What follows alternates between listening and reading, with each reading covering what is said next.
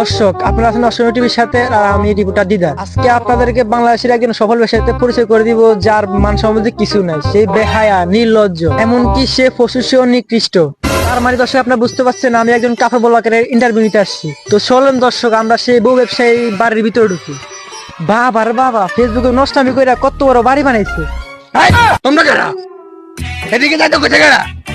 Uncle, আমরা interview নিতে আইছি। কে গেরের সামনে আইবার সময় দেখোস নাই? এবার কুত্তা হলুদ সামনে দেওয়া নিষেধ আছে। বাইরে দেখা বাংলাদেশে যতগুলো পোলা আছে ততগুলো পোলার বিসি যোগ করলো এতগুলা খুব বেশি হইব না। যতগুলো হলুদ সাংবাদিক আছে কোন একটা কিছু হইলে কুত্তার মতো ফুলে ইয়ে। আঙ্কেল, আপনি ভুল ভাবতেছেন, আমি কোনো ফেসবুক হলো সাংবাদিক না, আমি অসময় টিভি থেকে আসছি। ও টিভি চ্যানেল? সরি বাবা, আমি বুঝতে পারি নাই। আচ্ছা আঙ্কেল, এই বাড়ির মালিক আপনার কি হয়? আমি তোর বাবা। কি বলেন আঙ্কেল, আপনি একজন কাপড় বলকারের বাবা? আচ্ছা আঙ্কেল, আপনি একজন বউ ব্যবসায়ীর বাবা, তাতে আপনার অনুভূতিটা কি?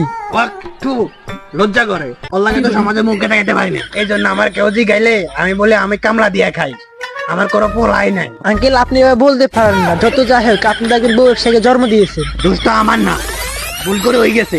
আমি তো জন্ম দিতে চাই নাই, ওই ঝড়ের রাতে ফার্মেসি খোলা ছিল না, ভুল করে হয়ে গেছে। যাই হোক আঙ্কেল, ওনার জন্মের পর একজন সফল বউ ব্যবসায়ী হয়ে ওঠার কথা একটু বলতেন। এই গল্পটা অভিশপ্ত, এই গল্পটা বলা যাইব না। ঠিক আছে বাবা, যাও গা।